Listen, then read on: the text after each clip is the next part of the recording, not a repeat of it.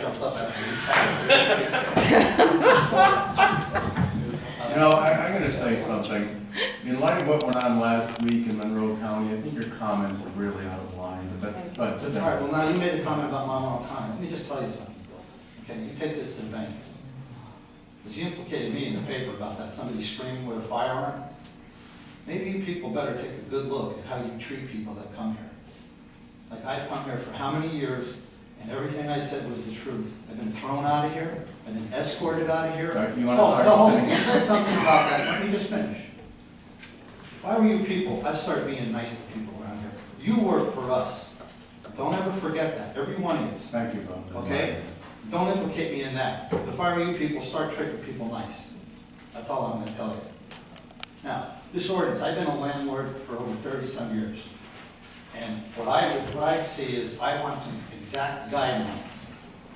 Because I don't want to end up having my house shut down because I can't afford it. I can't afford to have it shut down. But I think that we have an ordinance already that's on the books, the 3-strike one. And the problem we have here is that we don't have enough people to enforce what we have. And you're asking about people that you know are in violation. How about Sherman Hills?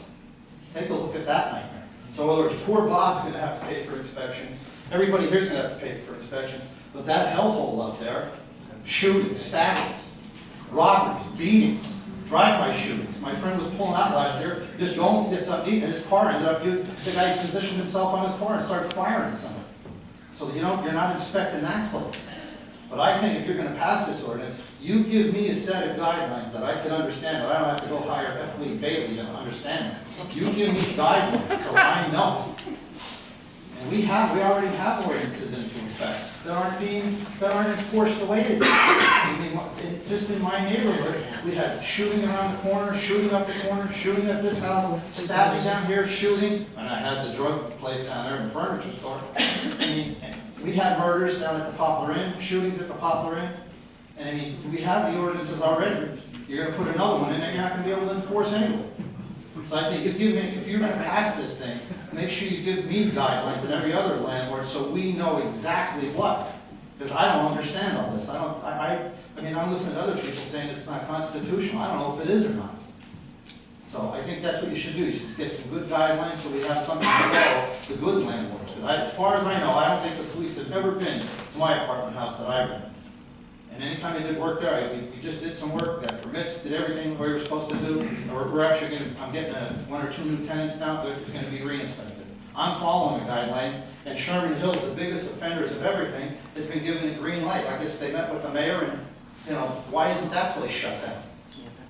Until a police officer gets murdered up there or something, then you'll finally do something. In reference to Sherman Hills, that you weren't here during the work session. Sherman Hills was discussed at considerable length before you walked in, and it does apply to Sherman Hills, and we will ensure that they are treated the same as every other property review, and everyone else are subject to the provisions of the rental ordinance, including Sherman Hills. Jason. Sure, just so you understand, one night, the council knows, they are, Wilkes Barre police were up there, the officer here might remember, parked the cruiser and somebody came out and kicked the windshield in.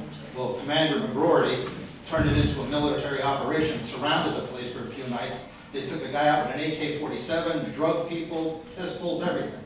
Maybe that's what we should do up there, is surround it again. Oh, thanks.